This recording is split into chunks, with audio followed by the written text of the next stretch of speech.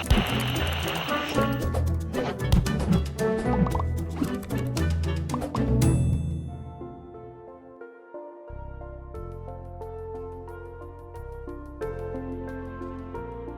executive power was the hardest power for the framers to define.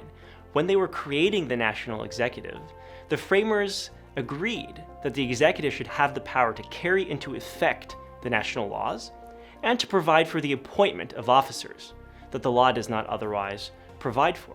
But other than that, they had little agreement on what the executive power was.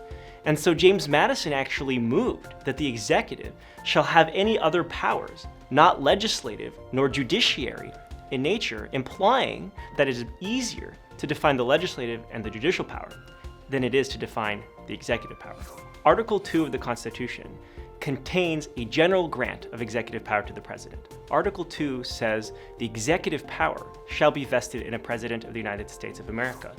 Thus, this grant has been interpreted as a general grant, giving the president all of the executive power, subject only to express limitations later in Article 2.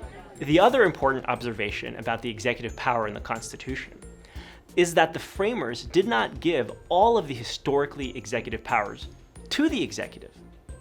The framers looked at all the prerogative powers that historically belonged to the British king and gave them to multiple branches, to multiple constitutional actors. They gave some to the president alone. They gave some to the president and the Senate together, for example, the treaty power. And they gave some to Congress, like the power to declare war, to issue letters of marque and reprisal, and to coin money. This, however, does not mean that Congress has created a plural executive. The Unitary Executive means only that the executive branch is headed by a single individual. It says nothing about whether the other branches of government have some textually permissible powers that historically would have been exercised by the executive.